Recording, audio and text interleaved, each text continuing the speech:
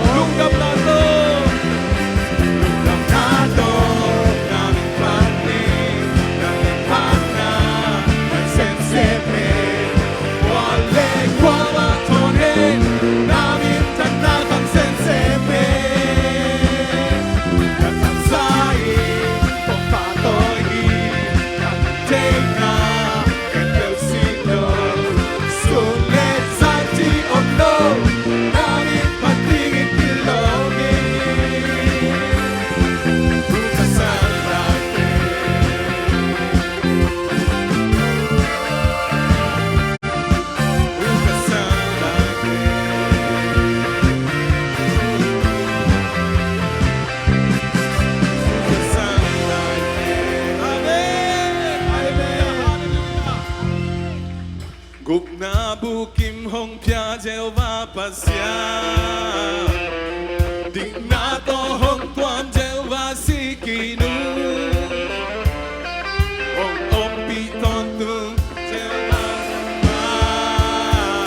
lúc đó jel va sanu hong hao sakhi hong hao sakhi pasam na tem hong si Jehovah jire hong dam sang pasiran Jehovah Rapha Aminadi Jumalam dia hong ka jewara Wazona hong nya katoba jewani si topan Pani te hong chile pani te topan te hong chile pani te hong chile te topan bol te hong chile pani Bang lên na ke bel hong Amen hong ha sa hi kasam na teng hong si Jehovah jire hong dam sang pasyan Jehovah Rapha Aminadi Jumalam dia hong ka jewara Wazona hong nya katoba Jewani si Topan dam te hong chile dam hinte Topan dam te hong chile dam hinte Topan hao te hong chile hao hinte Topan hao te hong chile hao hinte Ding na ding lao na ban hong kung hi Sing lam te tung hong tua sang so Amen Hang sakhi kasam na teng hong si Jehovah jire hong dam sang pasyan Jehovah Rapha Aminadi Jumalam dia hong ka jewara Wazona hong nya katoba Jewani si Topan hinte hong chile bahite Hinte hong chile bahite Topan nei te hong chile nei hite Topan bol te hong chile Topan bol te hong chile hi bahi Bang liam na ke bel hong so Amen hong hao sakhi kasam na teng hong si Jehovah jire hong dam sang pasyan Jehovah Rapha Aminadi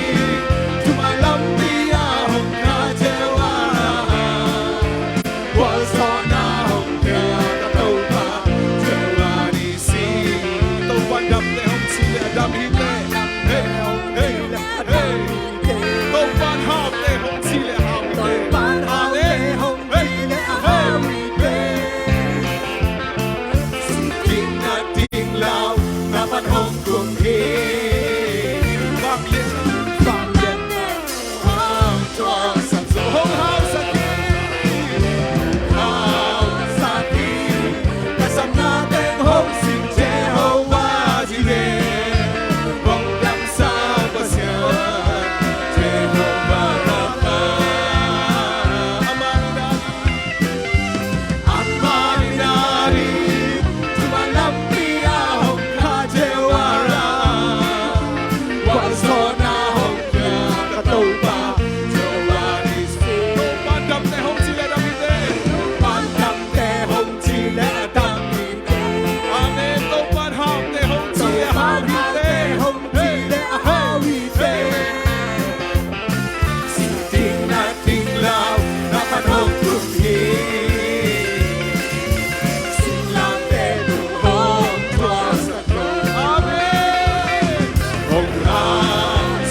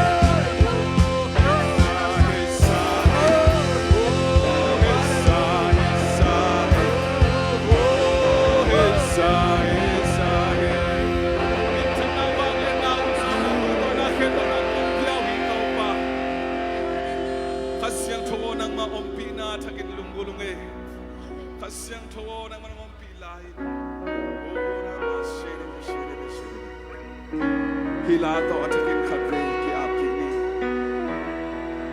Hilato khatre at sakin pasyan nila ang Lord na nila inuntang natin pasyan to nga khatre ki aapki ni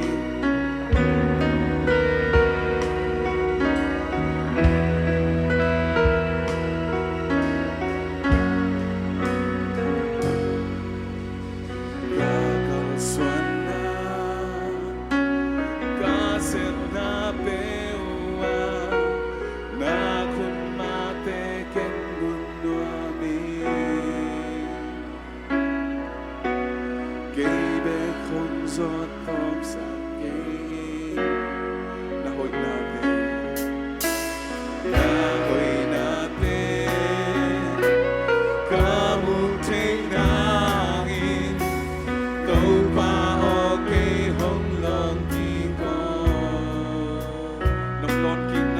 Ghiền Mì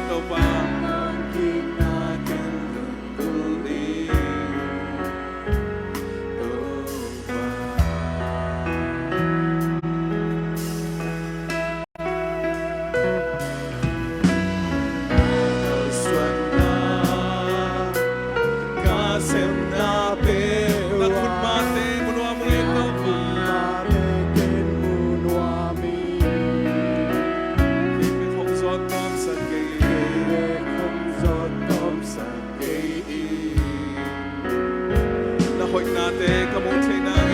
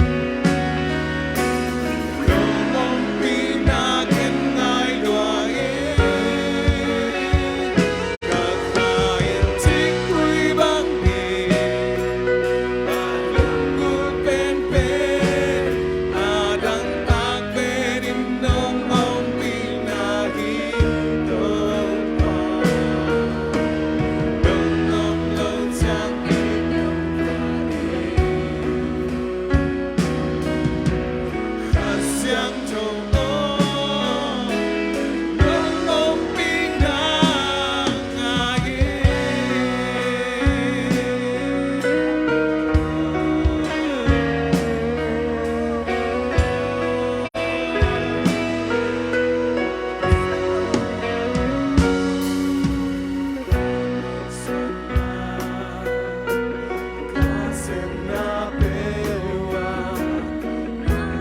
napewa,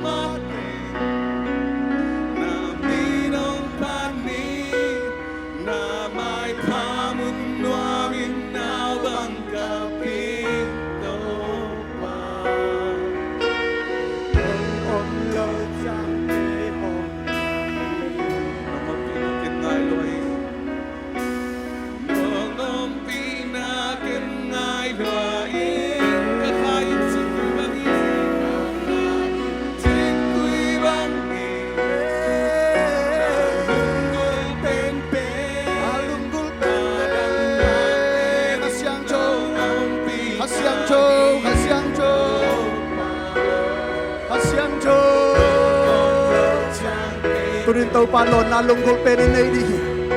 to tau pa om pi na lunggol perin nei di oh nong pi na mai ikap tong pa te pa na tau pa ta som di nya hasyang thau e te lai sang om hi tunin na dam tam na sa na lunggol na sa na gilkel na sa tau pa ka sa dong long oh la la la la la la la la la la la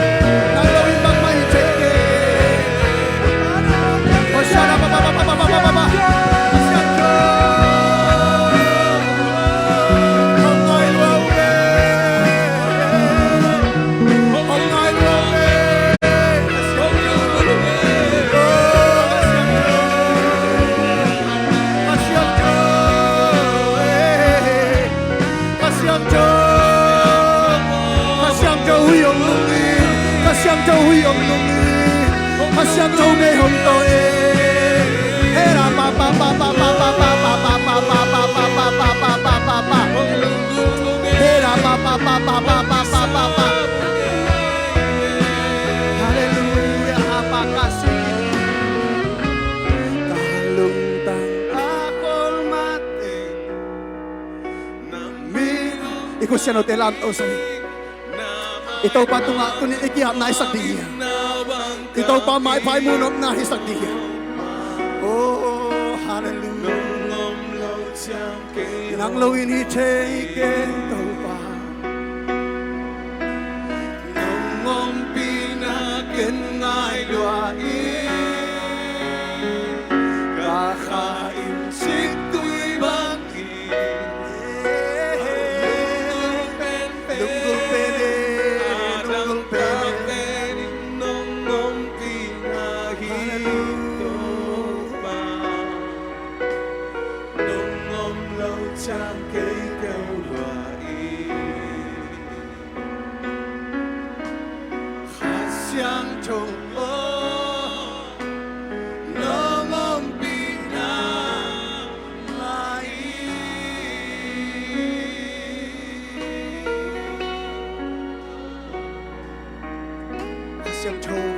Kasiang thâu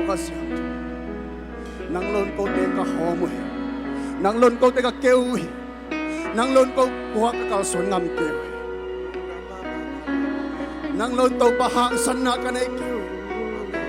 nang lon bang makatel chay kewi nang lon bang makamu chay kewi nang lon nun ta na ka tel so kewi nang lon ka maban ka kalson chay kewi câu kia ka kalson kay diu hi nang bek kong nga ko nang bek kong nga ko nang bek kong mua ko nang bek kong nga ko nang bek kong samu nang lawin kay kêu loài nang lawin kay kêu loài nang lawin kay hom loài hallelujah hallelujah kasiang thua nang kong ngay kakisapen o kasiang thua nang mak kong mua ko hi Amen. nang lunga kisap nang nekyo hilay mo na tau pa nang maabidi nang umzong di nang makep hunga akidia di nga umpay kayo nang lon na lo tong chia sakay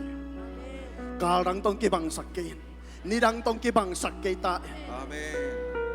tunin nang mapat na biyak pe na swami malki madebe palian pe dong long ta Amen. nang umpi natin nung na tukon lekan ilang levaki po na kuswa sa Yesu minto abin tukon kong biyak to papasya no amen hallelujah kasyan ko bet na pe siya siya niyo tenalte hallelujah hallelujah ito pa hoy amen